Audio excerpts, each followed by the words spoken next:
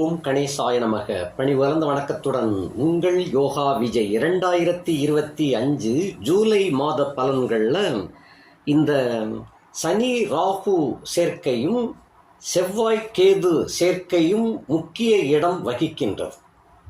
இந்த பலாபலன்கள் எப்படி இருக்கும் கடக ராசி நேயர்களுக்கு அப்படிங்கிறத பற்றி சுருக்கமாக பார்க்கலாம். இந்த சனி ஏற்கனவே கடகராசிக்காரர்களுக்கு அஷ்டமத்து சனியாக ஓடிக்கொண்டு இருக்கின்றது. இன்னும் சனிப்பெயர்ச்சி ஆகவில்லை. சனிப்பெயர்ச்சி அடைவது வருகிற 2026ஆம் ஆண்டு மார்ச் மாதம் 6ஆம் தேதி மீனத்துக்குள்ள சனி என்ட்ரி ஆகிறார். அது வரைக்கும் அவர் கும்பத்தில் தான் இருக்கிறார். ஆக கடகராசிக்காரர்களுக்கு இன்னும் அஷ்டமத்து சனி விலகவில்லை. இப்படி இருந்து கொண்டிருக்கும் பொழுது, அதாவது 8ஆம் இடத்துல சனி வந்தால் அட்டமத்து சனின்னு பேரு, அதாவது கேவலப்படுத்தக்கூடிய சனி அப்படின்னு அர்த்தம். பச்சையா சொன்னா அந்த மாதிரி தான் சொல்லணும். அகப்பட்டவனுக்கு அட்டமத்தில் சனி, ஓடி போனவனுக்கு 9ல் குரு அப்படின்னு ஜோதிட பழமொழி உண்டு. அந்த காலத்தில் ஒரு 2 திருடர்கள் அரண்மனையில் போய் புகுந்து களவாங்கிறதுக்காக போயிருக்கிறாங்க. அந்த போயிருக்கிற வேளையில் சேவகன் பார்த்துட்டான். 2 பேரும் தப்பிச்சு எஸ்கேப்ட் ஆகிறதுக்காக ஓட்டமாக ஓடி இருக்காங்க. அரண்மனை சுவரில் ஏறி குதிக்கும் பொழுது ஒருத்தையும் ஜம்ப் பண்ணி குதிச்சிட்டான், இன்னொருத்தையும் மாட்டிக்கிட்டான். அந்த ஜம்ப் பண்ண முடியலை அவனால். ஆக அவனுடைய ஜாதகத்தை எடுத்து பார்க்கும் பொழுது அட்டமத்து சனியாக இருந்துச்சு. இந்த ஜம்ப் பண்ணி ஓடிப்போன அவனுடைய ஜாதகத்தை பார்க்கும்போது 9ஆம் இடத்துல குரு இருந்துச்சு. அதான் ஓடி போனவனுக்கு 9ல் குரு அப்படின்னு சொன்னால் கிட்டத்தட்ட இப்போ உள்ள துலா ராசிக்காரர்களை போல, துலா ராசிக்காரங்களுக்கு 9ஆம் இடத்துல குரு இருக்கிறார். அந்த மாதிரியான ஒரு வாய்ப்பு. அப்படிப்பட்டதில் குரு எப்படிப்பட்டவனாக இருந்தாலும் முதல்ல தப்பிக்க விட்டுருவார். அது நல்லவனோ கெட்டவனோ அவருடைய பார்வை பட்டுச்சுன்னு சொன்னால் எஸ்கேப்ட் ஆயிடுவாங்க, தப்பிச்சிருவாங்க, மாட்டிக்கிட மாட்டாங்க. அதே போல் அஷ்டமத்து சனியாக இருந்துச்சுன்னு சொன்னால் எப்பேற்பட்ட வல்லவனாக இருந்தால் கூட அவனை மாட்டி விட்டுரும். அதுதான் அட்டமத்து சனின்னு பேர். அதான் அகப்பட்டவனுக்கு அட்டமத்து சனி, ஓடிப்போனவனுக்கு 9ல் குரு அப்படின்னு அந்த காலத்தில் பழமொழி சொல்லி வச்சிருக்கிறாங்க. இது கடகராசியை பொறுத்த மட்டும் இந்த அஷ்டமத்து சனியானவர் இன்னும் விலகவில்லை, கும்பத்தில் தான் இருக்கிறார். பலவாறாக அட்டி கொடுத்துக்கிட்டு வரார் கடகராசிக்காரங்களுக்கு. எந்த விதமான முயற்சியும் வெற்றி பெற முடியாமை, தளர்ந்த நிலையில். அதாவது எப்பயுமே அஷ்டமத்து சனி ஒருத்தருக்கு வந்துருச்சு அப்படின்னு சொன்னால் வாழ்க்கையில் மறக்க முடியாத சில சம்பவங்கள் எல்லாம் கொண்டு சேர்த்துருவார். அதாவது 7.5 சனி 7.5 ஆண்டுகளாக கொடுக்கக்கூடிய தொல்லைகளை அஷ்டமத்து சனி ஒரே நாளில் கொடுத்துரும் அப்படிம்பாங்க. அவ்வளவு கொடுமையாக இருக்கும் அப்படின்னு அஷ்டமத்து சனியை பற்றி சொல்லியிருக்கிறாங்க. அப்படிப்பட்ட அஷ்டமத்து சனி நடந்து கொண்டிருக்கும் பொழுது எடுக்கக்கூடிய காரியங்கள் எல்லாமே தோல்வி மேல் தோல்வியாக விழும். இதெல்லாம் என்ன அட்டம் நட்டம் அப்படின்னு அதை கூட சொல்லலாம். வியாபாரம், தொழில் நஷ்டம், இப்படியெல்லாம் கூட அது கொடுத்து கொண்டு வரும். ஏனைய கிரகங்கள் சப்போர்ட்டின்படி கொஞ்சம் அதாவது உயிரை காப்பாற்றணுமே அப்படிங்கிறதுக்காக கொஞ்சம் அப்பப்போ ஒரு ஃப்ரீனஸ் கிடைச்சிக்கிட்டு இருக்கும். அவ்வளவுதான். அந்த அஷ்டமத்து சனியினுடைய தாக்கம் இப்படித்தான் இருக்கும். இதோடு இவர் அடித்தது பத்தாதுன்னு சொல்லி இவர் அடித்தா வெளியே தெரியும். அதாவது வெளிப்படையாக கேவலப்படுத்தக்கூடிய சனி தான் இந்த சனி. யாரையும் இந்த பெரிய ஆளு சின்ன ஆளுலாம் கிடையாது, பெரிய அதிகாரத்தில் இருக்கா அதெல்லாம் கிடையாது. அட்டமத்து சனி வாச்சது அப்படின்னு சொன்னால் அவர் சிக்கல் திக்குமுக்காட வச்சு ஓடவும் முடியாது, ஒழியவும் முடியாதுங்கிற கணக்கில் போய் மாட்டி விட்டுறார். அப்படிப்பட்ட சனியாக நடந்து கொண்டிருக்கும் பொழுது இன்னொருத்தர் சேர்றார். இவர் ஏற்கனவே கண்டங்கரையர்னு இருந்துக்கிட்டு 8ஆம் இடத்துல உட்கார்ந்துக்கிட்டு, 8ஆம் இடம் என்பது இருட்டு என்ற ஒரு இடம். 8 என்பதும் ஒரு இருட்டு. இந்த இருட்டுக்குள்ள இன்னொரு இருட்டு சேருது. அதனை யாரும் கண்டுபிடிக்க முடியாது. ஆனால் உருவம் உள்ளவர் அந்த சனி. இன்னொருத்தர் உள்ள என்ட்ரி ஆக்குறார். நீங்கள் இப்போ அடிச்சது பத்தாதப்பா, நான் அடிக்கிறேன்ப்பா பாரு அப்படின்னு சொல்லி இன்னொருத்தர் உருவம் இல்லாமல் ஒருத்தர் உள்ள என்ட்ரி ஆகிறார். அப்படி என்ட்ரி ஆனவர் தான் ராகு என்ற கிரகம். இவர் சைலண்டாக வேலை பார்ப்பார், வெளியே யாரையும் காட்டி கொடுக்க மாட்டார், உள்குத்தாக வேலை செய்வார். அப்படிப்பட்ட ராகு பகவானும் சேர்ந்துட்டார். இந்த 2 பேரும் சேர்ந்து கடகராசிக்காரங்களுக்கு படு போராட்டத்தை கொடுத்து கொண்டு கொண்டிருக்கின்ற இந்த வேளையில் அந்த ராகு பயிற்சியாகி ஒரு 15 நாள் கழிச்சு, கடகராசி அப்படியே விட்டுற முடியாதே, உங்களை அப்படியே விட்டாச்சுன்னு சொன்னால் நீங்கள் வாட்டுக்கு மெத்தனமாக ஏதாவது தனக்குத்தானே எதுவும் பண்ணிக்கிடக்கூடாதே, அதுக்காகவே வாராரு குரு பகவான். அவர் 12ஆம் இடத்துக்கு உட்காரார். 11ல் இருந்து இரத்தையாவது கொஞ்சம் கொடுத்துக்கிட்டு இருந்தவர் அவர் 12ஆம் இடத்துல மறைஞ்சிட்டார். சரி, மறைஞ்சிட்டாரே அப்படின்னு வேதனைப்பட்டு கொண்டிருக்கும் பொழுது அவருடைய பார்வைக்கு ஒரு பலன் கிடைக்கும். அவருடைய பார்வை 12ஆம் இடத்துல இருந்து கொண்டு இந்த சனியையும் ராகுவையும் 9ஆம் பார்வையாக அவர் பார்க்கிறார்.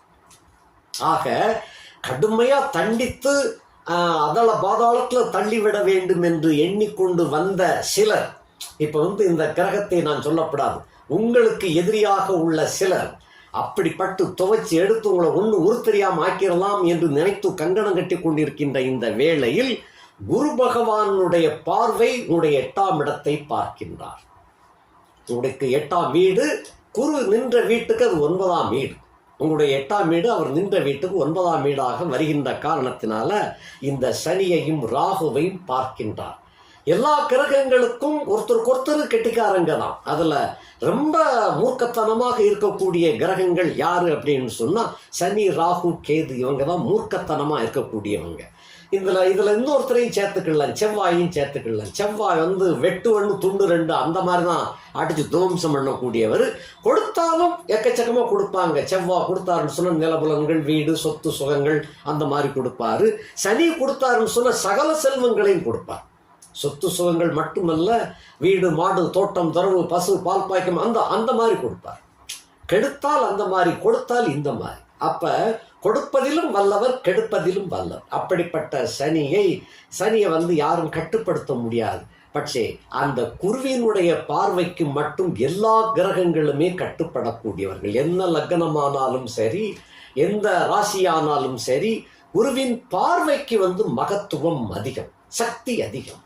இவருடைய பார்வை பட்டாலே ஒரு கெட்டவன், ஒரு கொடியவன் கூட நல்லவனாக மாறிவிடுவான். அப்படிப்பட்ட ஒரு அமைப்பு அந்த குருவுக்கு உண்டு.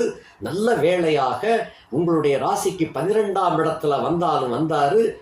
அவருடைய பார்வை பட்டதனாலே சனி கட்டுக்குள் வருகின்றார், ராகு கட்டுக்குள் வருகின்றார்.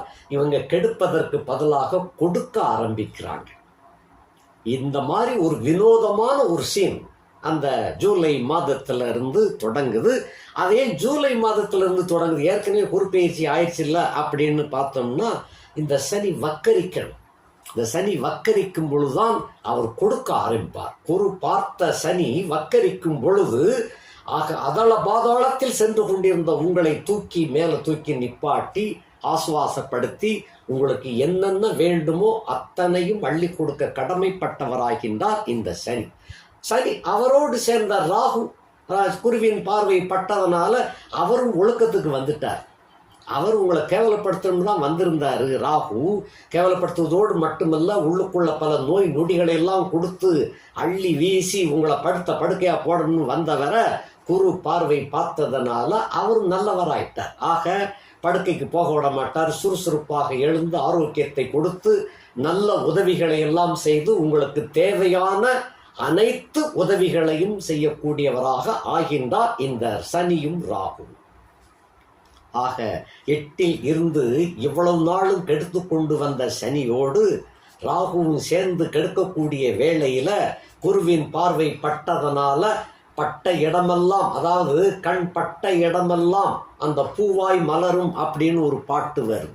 தொட்டதெல்லாம் தொட்ட இடம் தொலங்க வரும், பட்ட இடம் பூ மலரும் அப்படின்னு சொல்லி ஒரு பாட்டு வரும். அது போல இந்த குருவின் பார்வையின் பெற்ற சனி ராகு உங்களுக்கு அனைத்து வகை யோகங்களையும் நல்ல உதவிகளையும் செய்ய கடமைப்பட்டவர்களாக ஆகின்றார்கள். ஆக சனி ராகு சேர்க்கை, அதோடு குருவின் பார்வை பட்டதனால உங்களுக்கு இந்த சனி ராகு உங்களுக்கு சகாயம் வழங்கக்கூடியவராக, அதாவது ஆபத் ஜெகனாக வரக்கூடியவர்களாக இங்கே அமைந்து விட்டார்கள். அந்த 2 பேருக்கும், அந்த சனி ராகுவுக்கு நேர் எதிர்த்தாற் போல செவ்வாயும் கேதுவும் உங்க ராசிக்கு 2ஆம் இடத்துல இருக்கிறாங்க. எப்பயுமே ராகுவுக்கு நேர் எதிரில் 180 டிகிரியில் தான் கேது இருப்பார். சனியும் செவ்வாயும் எதிர்த்தாப்புல இருந்து பார்த்துக்கிடுறாங்க, ஒருத்தருக்கு ஒருத்தர் பார்க்குறாங்க. இப்படி பார்வை லோகத்துக்கே ஆகாதுன்னு சொல்லுவோம். இயற்கை மாற்றங்கள், சீற்றங்கள், இப்படியாக பல வகையான சிரமங்களை எல்லாம் கொடுத்துருவாங்க. அந்த சனியும் செவ்வாயும் நேருக்கு நேர் பார்க்கறதுல இதில் ஒரு திருப்பம், சனி வக்கரிக்கும் பொழுது அப்போ லோகத்தில் கெடுபலங்கள் நிறைய நடக்க வேண்டும் என்று சொல்லக்கூடிய வேளையில் இந்த சனி ராகுவை குரு பார்க்கின்ற காரணத்தினாலையும் அந்த செவ்வாயும் கேதுவும் கொஞ்சம் கட்டுப்பாட்டுக்குள்ள வராங்க. வியாழனுக்கு 3ஆம் இடத்துல செவ்வாயும் கேதுவும் அமைந்து காணப்படுகின்றார்கள். அவருக்கு வீடு கொடுத்தவர், அதான் அந்த செவ்வாய்க்கும் கேதுவுக்கும் வீடு கொடுத்தவர் அப்படிங்கிற கணக்கு அவர் சூரியன். அவர் உங்களுக்கு 12ஆம் இடத்துல குருவோட சேர்ந்து தான் இருக்கார். குருவோட சேர்ந்து இருக்கின்ற காரணத்தினால இந்த செவ்வாயும் கேதுவும் கூட உங்களுக்கு அதீத கெடுபல்களை செய்யாமல் நிதானமாக செய்யக்கூடிய கணக்கு. நிதானமாக செய்யக்கூடிய கணக்குன்னா பாதி நன்மையும் கிடைக்கும், பாதி திண்மையும் கிடைக்கும். ரெண்டும் கலந்து செய்யக்கூடியவர்களாக ஆகிவிட்டார்கள். சனியும் ராகுவும் முழுக்க முழுக்க யோகத்துக்கு வந்துட்டாங்க. இந்த செவ்வாயோட கேது சேர்ந்ததுனால பாதி நல்லது பாதி கெட்டது ரெண்டும் கலந்து நடக்கக்கூடியதாக அது அமையும். அது குடும்பத்தில் இருக்கிறார் அப்படிங்கிறதுனால குடும்ப குழப்பங்கள் கடுமையாகவே இருந்து கொண்டிருக்கும். பிச்சுக்கோ பிடிங்கோ ஏற்கனவே கணவன் மனைவி பிரச்சனைகள்லாம் கடுமையாக வாட்டி வதச்சிக்கிட்டு இருக்கும். இந்த கட்டத்தில் நிறையா பேருக்கு உடான மனைவிமார்கள் அவங்க வீட்டை விட்டு கிளம்பியிருப்பாங்க, கோச்சிக்கிட்டு கிளம்பியிருப்பாங்க. சில குடும்பங்களில் டைவர்ஸுக்கே போயிருக்கும். அதே போல் கடக ராசியில் பிறந்த பெண்களுக்கும் கணவன் மனைவி சண்டை சச்சரவுகள்லாம் கடுமையாகி கணவனும் எனக்கு குடும்பமே வேண்டாம் அப்படின்ட்டு கூட கண்காணாத இடத்துக்கு போகக்கூடிய ஒரு கட்டமாக வந்த நேரத்தில் தான் குருவின் பார்வை விழுந்துச்சு. நல்ல வேளையாக எல்லாமே சில பெரியவர்கள் கூடி மாடி பேசி, அதான் குருவின் பார்வை, பெரியவர்கள் கூடி மாடி பேசி கொஞ்சம் கட்டுப்படுத்தி இனிமேல் இந்த தப்பெல்லாம் நடக்காதுப்பா, இனிமேல் இந்த சைடு நடக்காது அந்த சைடு நடக்காதுன்னு பேசி சமாளித்து ஒரு வழியாக குடித்தனத்தை நடத்த வச்சுக்கிட்டு இருக்கிறாங்க. இந்த கட்டத்தில் கேதுங்கிறவ அப்பப்போ நோண்டிக்கிட்டே இருப்பார். 2ஆம் இடத்துல கேது அப்படிங்கிறதுனால அப்பப்போ ஏதாவது ஒரு சிரமத்தை, அதாவது ஒரு கோள் மூட்டிக்கிட்டே இருப்பார். அவருடைய வேலை அவர் செஞ்சுக்கிட்டு இருப்பார் இல்லையா. செவ்வாய் அவர் கூடவே இருக்கிறார். இங்கே 2 பேரும் சிவப்பர்கள், அங்கே 2 பேரும் கருப்பர்கள் ஏத்தாப்புல. இந்த 4 பேர்களுக்கும் ஊடால தான் கடகராசிக்காரர்களுக்கு வாழ்க்கை வழுக்கி விழக்கூடிய வேளையில் தூக்கி நிப்பாட்டினது போல இந்த காலகட்டம் அமைஞ்சிருக்கு. இது போக இனி நம்ம வரிசையாக நம்ம பலாபலங்களை பார்க்கலாம். இது சனி ராகு செவ்வாய் கேதுக்காக நம்ம பேசணும். இனி முறைப்படுத்தி பேசலாம். கடக ராசியில் பிறந்த உங்களுக்கு ராசி நாயகன் 2ஆம் இடத்துல இருக்கிறார். இந்த ஜூலை 1ஆம் தேதி அன்றைய கிரக நிலவரங்கள் என்ன அப்படின்னு சொன்னால், கடக ராசியில் உங்களுடைய ராசியில் புதன் இருக்கிறார். 2ஆம் இடத்துல செவ்வாய் சந்திரன் கேது, அதே போல் 7ஆம் இடத்துல 8ஆம் இடத்துல சனி ராகு, 11ஆம் இடத்துல சுக்கிரன், 12ஆம் இடத்துல சூரியன் குரு, இந்த மாதிரி அமைஞ்சிருக்கிறாங்க. இப்படிப்பட்ட அதான் சீன். அது 1ஆம் தேதி, ஜூலை 1ஆம் தேதி உள்ள சீன். இதில் கடகராசியிலே பிறந்தவங்களுக்கு ராசி நாயகன் 2ஆம் இடத்தில் சிம்மத்தில் போய் உட்கார்ந்துருக்கிறார். வீடு கொடுத்த சூரியன் 12ஆம் இடத்துக்கு போயிட்டார். கொஞ்சம் பலம் இழந்து இருக்கிறார், அவ்வளோதான். பலம் இழந்து இருக்கின்ற காரணத்தினால குடும்பத்தில் அந்த கோல்டு வார் அப்படின்னு சொல்லும் இல்லையா, அந்த மாதிரி நடந்து கொண்டு தான் இருக்கும். புகைச்சல் இன்னும் தீரலை, மழை விட்டுருச்சு, ஆனாலும் தூவானும் இன்னும் விடலை. அந்த மாதிரி ஓடிக்கிட்டு இருக்கு குடும்ப அமைப்பு. 2ஆம் இடத்துல இருக்கின்ற காரணத்தினால உங்களுடைய பொதுவான வாழ்க்கை தரத்தில் என்ன அப்படின்னு சொன்னால், இதற்கு முன்னால் ரொம்ப பயந்து இருந்தீங்க, இப்போ இந்த பயம் குறைஞ்சிருக்கும். அதுபோல் வாழ்க்கையில் சில பல மாற்றங்கள் கொஞ்சம் கொஞ்சமாக மாறிக்கொண்டு வருகிறது. 2ஆம் இடத்துல இருக்கின்ற காரணத்தினால அவர் செவ்வாயோட கூடியிருந்தால் மட்டும் பரவாயில்ல, கேதுவும் சேர்ந்திருக்கிறதுனால தான் இன்னும் சலனம் குறையவில்லை, தான் தூவானும் விடவில்லை அப்படிங்கிற கணக்கில் இருக்கு. அதே போல கௌரவம் என்றென்றும் நிலையானதாகவே இருக்கு. யானை படுத்தாலும் குதிரை மட்டம்னு சொல்லுவாங்க இல்லையா, அது போல கௌரவத்தை பொறுத்த மட்டும் அதெல்லாம் ஒன்றும் குறையில்லை, நல்லா தான் இருக்குது. அதே சமயத்தில் மனசுக்குள்ள நிம்மதி இல்லை, அதுதான் இங்கே சிக்கல், வேதனையாக இருக்குது. அடுத்தபடியாக 2ஆம் இடத்துக்குரியவன் 12ஆம் இடத்துல இருக்கின்ற காரணத்தினால செலவுகள் கடுமையாகவே ஏற்படுது. நட்டம் ஏற்படுதுன்னு சொன்னால் செலவுகள் கடுமையாக இருந்தால் தான் நட்டமாகும். வரவை மிஞ்சிய செலவுகள் ஓடிக்கொண்டு இருக்கின்றது. நிறைய இடங்களில் கடனும் வாங்கி சில பேருக்கு குடும்ப வாழ்க்கை ஓடிக்கொண்டு இருக்கும். ஆனாலும் கடன்கள் கொஞ்சம் கட்டுப்பாட்டுக்குள்ளே இப்போ வந்திருக்கு. குருவின் பார்வை பெற்றதனால கடன்கள் கட்டுப்பாட்டுக்குள்ள வந்திருக்கு. தனம், குடும்பம், வாக்கு ஆசலேசல்ல தான் இருந்துகிட்டு இருக்கு. ஆனாலும் இனி போக போக ஒரு நல்ல மாற்றம் கிடைக்கும் அப்படிங்கிற நம்பிக்கை துளிர் விடுகிறது. 3-12க்கு உடைய புதன் என்ற கிரகம் ராசியில தான் உட்கார்ந்து இருக்கிறார் பகையோடு. 3ஆம் வீடு என்பது அந்த பயணங்களை குறிக்கும், வெளிவட்டார தொடர்பு நண்பர்களை குறிக்கும், உடல் சுகத்தை குறிக்கும், அதாவது தாம்பத்திய உறவுகளை குறிக்கும். இந்த வீட்டுக்கு சொந்தக்காரன் உங்க ராசிக்கு நல்லவன் அல்ல. அவர்தான் அயனசேன போக பாக்கியத்துக்கும் அதிபதியாக வருகிறார். அவருக்கு அந்த புதன் இருந்த வீட்டுக்காரன் தான் சந்திரன். அவர் தான் உங்களுடைய ராசி நாயகன். அவர் 2ஆம் இடத்துல கேது செவ்வாயோட சேர்ந்து இருக்கிறதுனால இந்த புதன் வெளிவட்டார பழக்க வழக்கங்கள்ல உங்களுக்கு நல்ல ஒரு கௌரவம், நல்ல வரவேற்பு இவைகள்லாம் இருக்கும். அந்நியர்களிடையே உங்களுக்கு நல்ல மதிப்பு மரியாதை கிடைக்கும். சொந்த பந்தங்கள்ல மதிப்பு மரியாதை கண்டிப்பாக இருக்காது. அதாவது உங்களை பற்றிய திறமைக்கு வெளிவட்டாரத்தில் மதிப்பு கொடுப்பாங்க. உங்களுடைய சிக்கல்களுக்கு உங்களுடைய உறவினர்களிடமிருந்து அகௌரவம் கிடைக்கும். அதாவது கௌரவத்தை இழித்து பார்ப்பார்கள். அப்படிப்பட்டதாக அமையும். 3 குடையவன் லக்னம் ஏறிச்சுன்னா என்ன அர்த்தம் அப்படின்னு சொன்னால், வெளியூர்களுக்கு போய் சில சுகங்களை எல்லாம் பெறக்கூடிய ஒரு வாய்ப்பாக அது அமையும். நட்பு வட்டாரம் விரிவடையும். உடல் சுகத்தை வெளியில போய் பெறக்கூடிய ஒரு தன்மையாக அது அமைந்துவிடும். அயனசயன போக பாக்கியாதிபதி 1ஆம் இடத்துல இருந்துச்சுன்னா செலவு செய்து சுகம் பெறக்கூடிய ஒரு வாய்ப்பு அமையும். எல்லாமே செலவு பண்ணித்தான் உங்களுடைய சுகத்தை பெற்றுக்கொள்ளக்கூடிய வாய்ப்பை, தாம்பத்திய சுகத்தை கூட வெளியில போய் அனுபவிக்கக்கூடிய ஒரு வாய்ப்பாக அது அமைந்து விடுகின்றது. இப்படிப்பட்டதாக இருக்கின்றது. போதிய கவனம் இதில் இருக்க வேண்டும். 4-11க்கு அதிபதியாகிய சுக்கிரன் 11ஆம் இடத்துல இருக்கிறார். இது 11ஆம் இடத்துல சொந்த வீட்டில் இருக்கிறார். ஆகையினால அது பிரச்சனை இல்லை. 4 தாய் சுகம், கல்வி இவைகளில் ரொம்ப ஓவராக நல்ல யோகம் இருக்காது. அதே சமயத்தில் ரொம்ப மட்டமாகவும் போகாது. அப்படி இருக்கக்கூடிய காலகட்டமாக இருக்கும். தாய் நலன் அப்பப்போ பாதிக்கும், அப்பப்போ சரியா போயிடும்.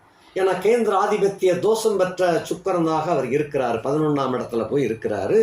ஆக நல்ல சுகவாசி அப்படின்னு சொல்ல முடியாது. அதே சமயத்தில் ரொம்ப ஆரோக்கிய குறைவாக இருக்குதுன்னு சொல்ல முடியாது. இடையிடையே அந்தந்த சில சுகங்கள் கெடும், ஆரோக்கியம் கெடும், பின்ன சரியாகிவிடும். குடும்பத்தில் வீடு, வாசல், தோட்டம் இவைகள்லாம் எல்லாமே இருப்பது போல இருக்கும். பட்சே அது இருக்காது. அதாவது சொந்த வீடு அப்படிங்கிற இடத்துல இந்த இடத்துல சொந்த வீடு போல இருக்கும். அது சொந்த வீடு அல்ல. அந்த சினிமா படத்தில் கதவு ஆனால் கதவு கிடையாது அப்படின்பா, வரும் ஆனால் வராது அப்படின்பாங்களா, அது போல.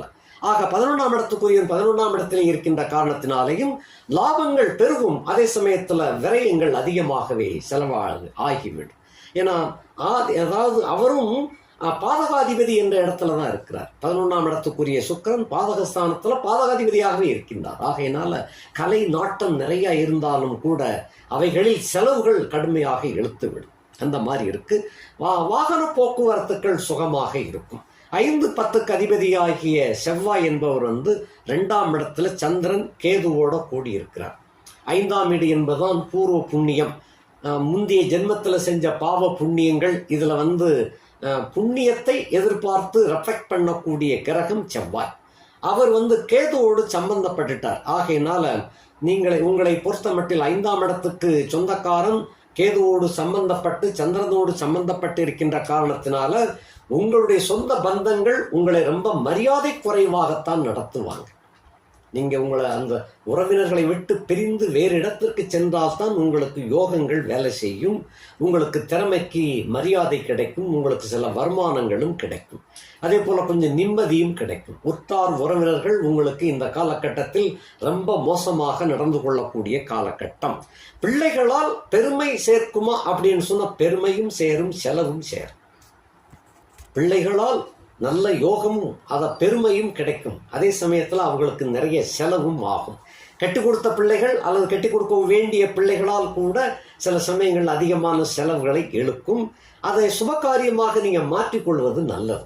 சுபகாரியமாகனா அவங்களுக்கு தேவையான பொன் பொருள், ஆடை ஆபரண சேர்க்கைகள் இந்த மாதிரி எடுத்து வச்சிடலாம். அல்லங்கில் திருமணத்தை முடிச்சு வைக்கலாம். இந்த மாதிரி போனீங்கன்னு சொன்னால் அந்த பிள்ளைகளால் ஏற்படக்கூடிய சங்கடங்கள் குறைந்து விடும். அதே போல் பூர்வ புண்ணிய அந்த கணக்கில் வர்றச்சு அந்த குலதெய்வ வழிபாடும் சில குறைபாடுகள் இருக்குது.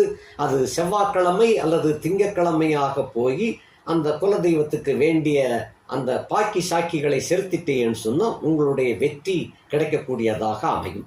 10ஆம் இடத்துக்கு உரியவன் சுக்கிரன், அவர் செவ்வாய், அவர் 2ஆம் இடத்துல கேது சம்பந்தப்பட்டு வலுவிழந்து இருக்கின்ற காரணத்தினால அந்த கைக்கு கிடைக்கின்ற நேரம் தட்டி பறிச்சுட்டு போயிடும். கைக்கு எட்டியது வாய்க்கு எட்டலை அப்படின்னு சொல்கிறாங்க இல்லையா, அந்த மாதிரி அமையும். போட்டித் தேர்வு எழுதுகின்றவர்களுக்கு இன்னும் கொஞ்ச காலம் பொறுத்திருக்க வேண்டிய சூழ்நிலை வருகின்றது. இது போக போக எப்படியும் வெற்றி கிடைக்கக்கூடிய வாய்ப்பு அதிகபட்சம் நவம்பர் மாத இறுதியில் வெற்றி என்பது உறுதியாகும். அதே போல உத்தியோகம் பார்த்து கொண்டிருக்கின்றவர்களுக்கு சக ஊழியர்களால் சில பிரச்சனைகள், அவர்கள் மூலமாக கடன்கள் உங்களுக்கு ஏற்படும். நீங்கள் அவங்க நேரடியாக வாங்காமல் நீங்கள் கடன் வாங்கி கொடுத்து நீங்கள் மாட்டிக்கிடுவீங்க. அந்த மாதிரி எல்லாம் இருக்குது. இதெல்லாம் தொல்லை துயரங்கள்லாம் அட்டமத்தின் நடக்குதேன்னு சொல்லி பேசாமல் இருந்திருக்கணும். அப்படி இல்லை, நீங்கள் நானாச்சு அப்படின்னு சொல்லி வாங்கி கொடுத்து இப்போ அவர் கட்ட முடியாமல் இப்போ நீங்கள் கட்டிக்கிட்டு இருப்பீங்க. அந்த தொந்தரவும் அந்த சிரமமும் இப்போ உங்களைத்தான் சேருது. இதனாலும் குடும்பத்தில் குழப்பங்கள், சண்டைகள், சச்சரவுகள்லாம் நடந்து கொண்டு இருக்குது. ஆக இந்த மாதிரி சில சிக்கல்களும் உங்களுக்கு மாட்டிக்கிட்டீங்க. உயர் அதிகாரி உங்களை ஒரு மாதிரியாக தான் பார்த்துக்கிட்டு இருந்தாரு. இனி போக போக கொஞ்சம் மாற்றங்கள் ஏற்படும். அதே போல் இடமாற்றம் ஏற்பட்டு அதன் மூலமாக உங்களுக்கு கொஞ்சம் பணிச்சுமை குறையக்கூடிய ஒரு வாய்ப்பு இருக்கின்றது. அடுத்தபடியாக தொழில் வியாபாரம் செய்து கொண்டிருக்கக்கூடியவர்களுக்கு நட்டத்துக்கு மேலே நட்டம், ஏகப்பட்ட நட்டத்தை எல்லாம் சந்திச்சாச்சு. கடன்கள் தான் இப்போ மிஞ்சி நிற்கிறதே தவிர வேறு கையில் ஒன்றும் காசு இல்லை. கடன்களும் தொந்தரவை கொடுத்துக்கிட்டு இருக்குது. இப்போ தொந்தரவு கொடுத்து கொண்டிருக்க வேளையில் கட்ட முடியாத நிர்பந்தத்தில் கேவலப்படுத்திடுமோ என்று கவலைப்பட்டு கொண்டிருப்பவர்களுக்கு கேவலத்தை அடைய முடியாது. கேவலம் தவிர்க்கப்பட்டுவிடும். காரணம், இந்த 8ஆம் இடம் தான் கேவலத்துக்குரிய இடம். அந்த 8ஆம் இடத்தை குரு பார்க்கின்ற காரணத்தினால அந்த கேவலப்படக்கூடிய சம்பவம் மாறிவிடும். ஆகையினால கடைசி நேரத்தில் நீங்கள் பயப்படுவது போல எதுவும் நடக்காது. ஆகையினால தைரியமாக இருக்கலாம். கடன்கள் கட்டுப்பாட்டுக்குள் இருக்கும். சத்துரு தொல்லையும் குறையும், நோய் நொடிகளும் குறையும், மன நிம்மதி கொஞ்சம் ஏற்படும். இந்த மாதிரி இருக்குது. அடுத்து 6-9 அதிபதி ஆகிய குரு பகவான் சூரியனோடு சேர்ந்து, அதாவது பிதிர்காரகனோடு சேர்ந்து அந்த 12ஆம் இடத்துல இருக்கின்ற காரணத்தினால தோப்புனார் வழி வகையினர்களால் போட்டி, பொறாமை, காழ்ப்புணர்ச்சி ஏற்படும். உள்ள பகையடா உதட்டில் உறவடா அப்படின்னு தான் உங்கள் தோப்பனார் வர்க்கங்கள் இருக்கிறாங்க. ரொம்ப கவனமாக நடந்து கொள்வது நல்லது. அவர்கள் மூலமாகவும் உங்களுக்கு மறைமுகமான கடன்கள் ஏற்படக்கூடிய ஒரு வாய்ப்பு இருக்கின்றது. சிறு சண்டையும் விலகக்கூடிய வாய்ப்பாக இருக்கிறது. ரொம்ப கவனமாக இருப்பது நல்லது. அடுத்து 7-8 அதிபதி ஆகிய சனி பகவான் 8ஆம் இடத்துல வக்கரிச்சு அதாவது ஜூலை 2ஆம் தேதி வக்கரிக்கிறார். வக்கரித்து ராகுவோட சம்பந்தப்பட்டு குருவின் பார்வையும் பெற்றுக்கொண்டு இருக்கின்ற காரணத்தினால கன்னிப்பெண் தயவு உங்களுக்கு இந்த காலகட்டத்தில் கிடைக்கக்கூடிய வாய்ப்பு இருக்கின்றது. காரணம், அந்த சனி இருக்கின்ற வீட்டுக்கு நேர் 7ஆம் இடத்துல செவ்வாய், கேது, சந்திரன் கூடி இருக்கிறாங்க. இந்த 3 பேருக்கும் கேந்திரத்தில் தான் சுக்கிரன் என்ற பகவான் உட்கார்ந்து இருக்கிறதுனால இவருக்கு செவ்வாய், சந்திரன், கேதுவுக்கு 7ஆம் இடத்துல சனி, ராகு, அவருக்கு கேந்திரத்தில் சுக்கிரன். அப்போ செவ்வாய்க்கு கேந்திரத்தில் சுக்கிரன் இருக்கின்ற காரணத்தினால கன்னிப்பெண் தொடர்பு இந்த காலகட்டத்தில் கிடைக்கும். அவள் மூலமாக சில காரியங்கள் நிறைவேறும். வாழ்க்கையில் முன்னேறக்கூடிய ஒரு வாய்ப்பு அமைந்திருக்கின்றது. போன ஜென்மத்தில் நீங்கள் என்ன புண்ணியம் பண்ணினீங்களோ அந்த கன்னி தேவதை உங்களுக்கு சேருகின்றாள். இதெல்லாம் எதேச்சியான ஒரு சந்திப்பாக அமையும். கிட்டத்தட்ட இந்த நட்சத்திர ரீதியாக பார்க்கும்போது உங்களை பொறுத்தமட்டில் அந்த கார்த்திகை, ரோஹிணி, மிருகசீரிஷம் இந்த நட்சத்திரங்களில் அமையலாம். இந்த சந்திப்பு கிடைக்கும். அல்லாத பட்சத்தில் கிட்டத்தட்ட கேட்டை, மூலம் இந்த 2 நட்சத்திர நாட்களில் இந்த கன்னிப்பெண் சந்திப்பு அமையும். அது ரொம்ப மாற்றம் கொடுக்கும். நல்ல மாற்றம் கிடைக்க பெற்று வாழ்க்கையில் முன்னேறுவதற்கு ஒரு அடித்தளம் கிடைக்கக்கூடியதாக அது அமையும், சேருகின்றது. கன்னி தேவதை என்று கூட நீங்கள் வைத்துக் கொள்ளலாம். கன்னி பெண் கிடைப்பாள், அதுதான் தொடர்பு. அந்த வெளிவட்டார பழக்கம், சொந்த பந்தம் அல்லாத ஒரு பெண் நட்புக்கு உரியவளாக சேர்வாள். அவள் வாழ்க்கையிலே ஒரு வித்தியாசமாக ஏற்பட்டு வாழ்க்கையிலே வளம் சேர்க்கக்கூடியவளாக சேருவாள். இந்த மாதிரியாக அமைந்திருக்கின்றது. பள்ளி குழந்தைகளுக்கு, கடகராசியிலே பிறந்த பள்ளி குழந்தைகளுக்கு, மாணவ மாணவிகளுக்கு, அதாவது பள்ளிகள் அந்த கல்லூரியில் படிக்கக்கூடியவர்கள், இவர்களுக்கெல்லாம் இந்த காலகட்டத்தில் கல்வி ஏற்கனவே ரொம்ப டம்மியாக இருந்துச்சு. இப்போ இனி கொஞ்சம் கவனம் செலுத்தி படிக்கும் பொழுது படிப்பில் கொஞ்சம் மார்க் கொஞ்சம் கூடுதலாக கிடைக்கக்கூடிய ஒரு வாய்ப்பு இருக்கின்றது. மனபேதமை, மன அழுத்தம் நிறையா, வல்லிய மார்க்குகள் கிடைக்கக்கூடிய அளவில் இனிமேல் முன்னேறக்கூடிய வாய்ப்பாக அமைந்திருக்கின்றது. ஏனென்றால் உங்களுடைய 4ஆம் இடத்தை குரு பார்க்கின்றார், 8ஆம் இடத்தையும் பார்க்கின்றார். 4ஐயும் 8ஐயும் பார்த்தால் கல்வி சிறப்பு உண்டாகும், அந்த மன அழுத்தம் குறையும், மன பேதமை குறையும். ஆகையினால கல்வி மாணவ மாணவிகளுக்கு, கடகராசியிலே பிறந்தவர்களுக்கு இந்த கல்வி சிறப்பு இனிமேல் உண்டாகும். ஜூலை 2ஆம் தேதியிலிருந்து நல்ல கல்வி அமையும், மார்க்குகள் அதிகமாக இடம் கிடைக்கும். அடுத்தபடியாக அந்த காதல் செய்யக்கூடியவர்களுக்கு இந்த காலகட்டத்தில் காத்து கொண்டிருந்த கடகராசிக்காரர்களுக்கு கன்னிப்பெண் உங்களுக்கு சப்போர்ட்டாக சேர்ந்துருதா, காதல் கனியக்கூடிய காலகட்டம். அதே போல வேலை தேடிக்கொண்டிருப்பவர்களுக்கு பெரிய வேலை அப்படின்னு கிடைக்காது, ஒரு சின்ன வேலை உங்களுக்கு உங்களுடைய கௌரவத்தை பாதிக்காத அளவிலே ஒரு வேலை கிடைக்கக்கூடிய ஒரு வாய்ப்பு கட்டாயம் ஜூலை 31க்குள்ள கிடைச்சும், அந்த மாதிரி இருக்குது. அதே போல வேலையில் இருப்பவர்களுக்கு பணிச்சுமை கொஞ்சம் குறையும். மேலதிகாரியினுடைய கடைக்கண் பார்வை கிடைக்க பெற்று உங்களுடைய பணிச்சுமை கொஞ்சம் குறையக்கூடிய ஒரு வாய்ப்பு. மற்றபடி பெரிய முன்னேற்றமெல்லாம் இதில் கிடைக்காது. எதிர்பார்க்கின்ற சலுகைகள் எல்லாம் அடுத்த மாதம், ஆகஸ்ட் மாதம் எதிர்பாருங்கள். அடுத்தபடியாக அந்த கணவன் மனைவி உறவுகளில் இதுவரை இருந்து வந்த சலிப்புத்தன்மை விலகி, சண்டை சச்சரவுகள் குறைந்து இனிமேல் ஒற்றுமையாக வாழக்கூடிய ஒரு வாய்ப்பு குரு பகவானால் ஏற்படுத்தப்படுகின்றது. ஆகினாலே கொஞ்சம் பொறுமை காத்தால் குடும்பம் நிம்மதியாக விளங்கும். அதை பொறுமையோடு போனீங்கன்னு சொன்னால் குடும்பம் ஒலையாது, குடும்பம் நிம்மதியாக முன்னேறக்கூடிய ஒரு வாய்ப்பாக அது அமையும். வயது வந்தவர்களுக்கு 60 கடந்தவர்களுக்கு ரொம்ப மனசு வெந்து போய் இருப்பீங்க. ஏன்னா உங்களை கவனிப்பதற்கு யாருமே இல்லை அப்படிங்கிற கணக்கில் மனசு நொந்து கொண்டிருப்பீர்கள். இப்பொழுது உங்களுக்கு தொலை தூரத்தில், அதாவது பழைய சிநேகிதன், பழைய சிநேகிதி, இவர்களெல்லாம் உங்களை சந்திக்கக்கூடிய ஒரு வாய்ப்பு வருகின்றது. அந்த வாய்ப்பின் மூலமாக உங்களுக்கு கொஞ்சம் மன நிம்மதி கிடைக்கும். ஆக இப்பொழுது மனம் சரியாகும் போது உடலும் சரியாகும். மருந்து மாத்திரைகள் தான் உடம்பை சரி பண்ணும்னு கணக்கல்ல. நிம்மதி ஏற்பட்டால் மருந்து மாத்திரையே தேவையில்லை. ஆக இந்த நிம்மதி கிடைக்கக்கூடிய ஒரு வாய்ப்பு, சக குழந்தைகளோடு பேசக்கூடிய ஒரு வாய்ப்பு, உங்களுடைய உற்றார் உறவினர்களும் உங்களை தேடி வருவார்கள், பேர குழந்தைகள் இவங்கள்லாம் உங்களை சந்திக்கக்கூடிய ஒரு சாத்தியம் இருக்கின்றது. இவைகள்லாம் இந்த ஜூலை மாதம் 15ஆம் தேதிக்கு பிறகு வரக்கூடிய ஒரு அருமையான வாய்ப்பு இருக்கின்ற காரணத்தினால மேலும் மேலும் உங்களுக்கு மன நிம்மதி, அழுத்தம் விலகி மன நிம்மதி கிடைக்கக்கூடிய ஒரு வாய்ப்பு கட்டாயம் கிடைக்க பெறுகிறீர்கள். ஆகையினாலே மருந்து மாத்திரைகளை கொஞ்சம் சரியான முறையில் தேர்வு செய்து அந்த ஆரோக்கிய குறைகளை சரி செய்து கொண்டீர்களே ஆனால் வாழ்க்கையில் எல்லா சுகங்களும் இனிமேல் கிடைக்கக்கூடிய ஒரு வாய்ப்பு அமைந்திருக்கின்றது. சக தோழியர்களோடு அளவலாவக்கூடிய ஒரு வாய்ப்பு நிச்சயமாக இது இருக்கின்றது.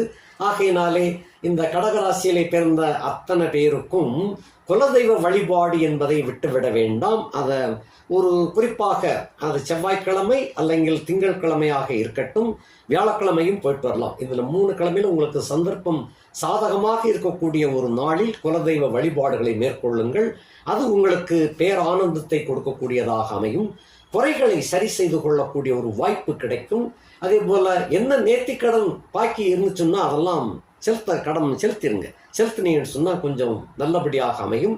மேலும் திருநள்ளாறு போயிட்டு வரக்கூடிய வாய்ப்பு, இது இளைஞர்களுக்காக சொல்கிறேன், அந்த குடும்பத்தில் உள்ள கிரகஸ்தர்களுக்கும் சுமங்கலிகளுக்கும் சொல்கிறேன். அந்த திருநள்ளாறு போயிட்டு வந்தீங்கன்னு சொன்னால் கொஞ்சம் மாற்றங்கள், நல்ல மாற்றங்கள் ஏற்படக்கூடிய காலகட்டமாக இது விளங்குது. அதை விவரங்கள் வேணும் அப்படின்னா கமெண்டில் போடுங்க, நான் உங்களுக்கு தேவையான தகவல்களை கொடுக்குறேன். அல்லாத பட்சத்தில் எனக்கு என்னுடைய நம்பருக்கு திருநள்ளாறு சம்பந்தப்பட்டதை கேளுங்க. உங்களுக்கு போன் மூலமாக எல்லா விளக்கங்களையும் தாரேன். அதன் மூலமாக அந்த திருநள்ளாறு சென்று வந்தீங்கன்னு சொன்னால் மாற்றங்கள் நிச்சயமாக கிடைக்கும். இந்த மாற்றங்கள் என்பது தான் மாறாமல் இருப்பது.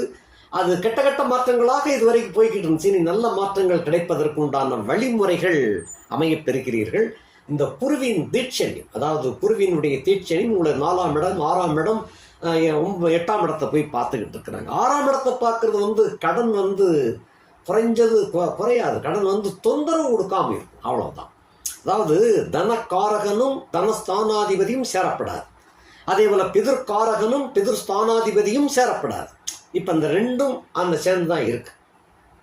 உங்களை பொறுத்தமட்டில் தனகாரகன் சூரியன், பிதிர்காரகன் சூரியன், அதே போல தனஸ்தானாதிபதி சூரியன், தனகாரகன் குரு, பிதிர்காரகன் சூரியன், பிதிர்ஸ்தானாதிபதி குரு. இப்ப இவங்க 2 பேரும் சேர்ந்திருக்கின்ற காரணத்தினால்தான் தோப்பனார் வழி வகை கொஞ்சம் சிரமத்தை கொடுக்கும்னு சொன்னேன்.